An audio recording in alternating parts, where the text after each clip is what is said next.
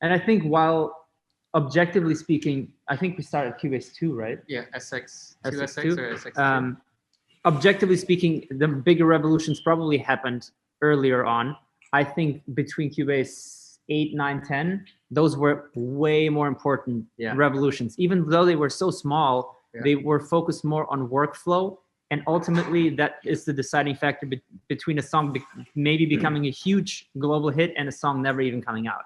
Are those little milliseconds you save with every single click. So it's the laziness of producers that won't go the extra mile. I mean, it's anxiety. For me, it's anxiety of like wanting to have an idea in your head, but you're like, I don't know if I can even start doing it because I'm going to have a roadblock and then there's going to be an issue there, versus taking all that away and knowing any idea you have is easily doable and executable. For myself, I call it laziness because I know it will be more work, so I don't want to do it. Yeah, but it's real for me. It's like, oh no, I don't want to try it and fail at it. Versus, well, it's going to be too mouthpiece. You might as well try it, and maybe it's good. Absolutely agree. So I think those last couple of versions you guys have been doing are definitely the most revolutionary in my opinion, because it eliminates all that stress of figuring things out. Yeah, 100%.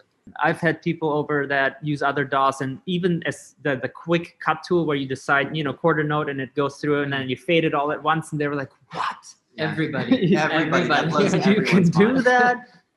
It just you work if you can't. Well, I'm just saying, like, a lot of things change in the song based on what you can and can't do. Yeah. So the workflow. It is incredibly important.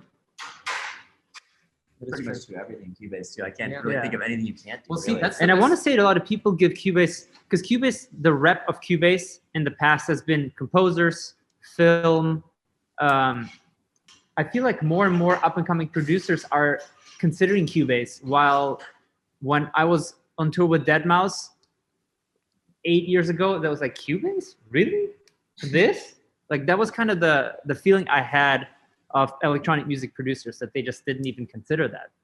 The irony is that I think some of the absolute best producers are in Cubase. Yeah. Like, I always thought Circuit was incredible 10 years ago when everybody was still doing kind of mediocre stuff in that world, and finding out or like Knife Party, Rob Swire, Ian. A lot of the ones who really care about their craft oftentimes do end up doing Cubase. Clean too. Ironically, it sounds very clean and organized.